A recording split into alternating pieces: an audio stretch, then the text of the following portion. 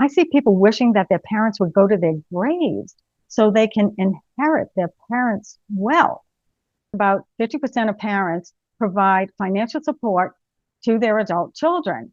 And this could be anywhere from, let's say, $1,500 to $7,000 a month. And that could be for rent, health insurance, groceries, bills, just about anything you can think of. Parents are helping their kids with their expenses. The list goes on. And this doesn't include large sums of money, large gifts that would be for down payments for a new home, student loans, relocation expenses, expensive weddings, anything that you could think of. Parents are really helping their kids with financial difficulties and also just gifting them because they want the kids to have this money. The bank of mom and pop is real. And I'm not faulting that. I'm not judging that because that's what we do as parents. We help our kids out as best as we can. The sad thing is this is putting a drain on people's retirement plans.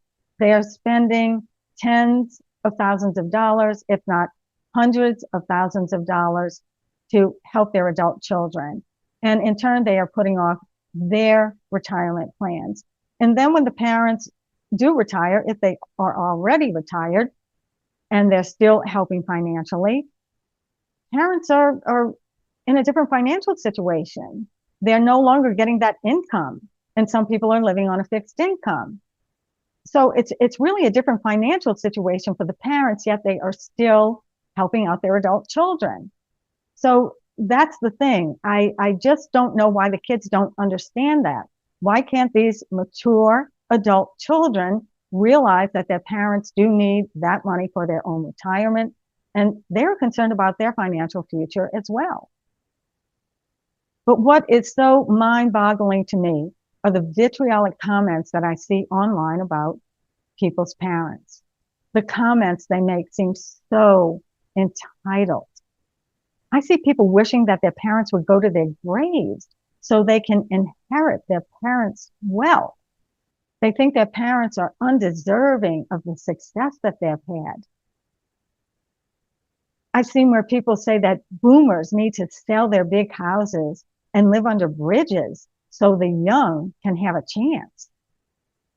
They talk about how selfish their parents are.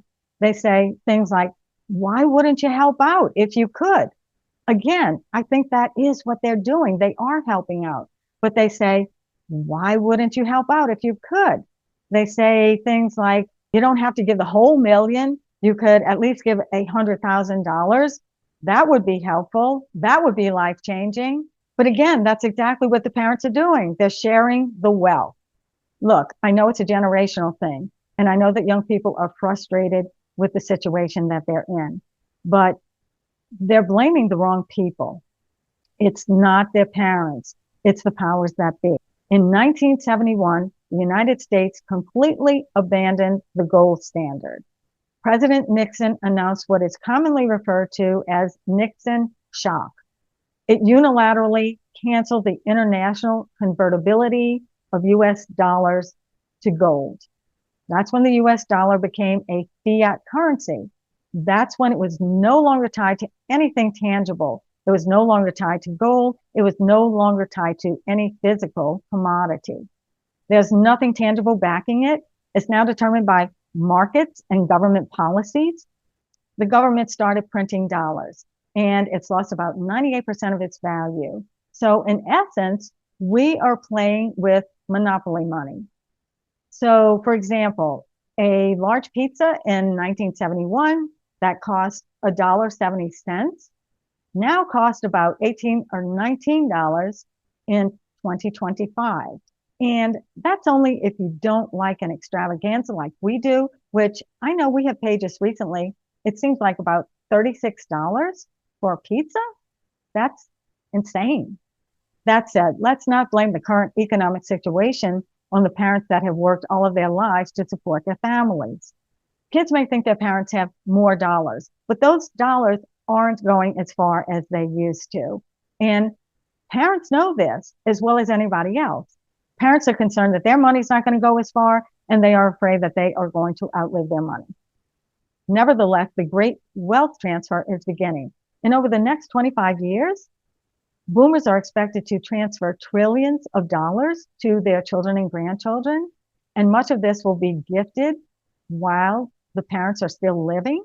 Children will be gifted large sums of money, and they can take that money and put it to good use if they are in a financial situation that they need to use that money for something to pay off bills or mortgages or whatever that might be, new cars, car loans, or they can take that money and use it for pleasure.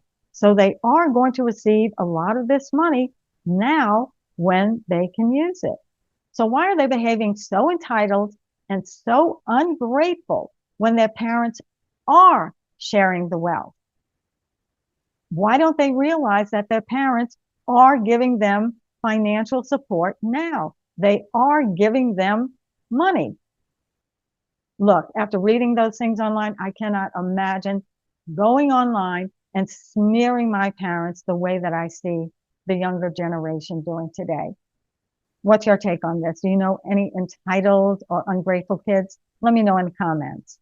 I have a different view on money and inheritance, so please take a look at this video next on leaving a legacy that money can't buy.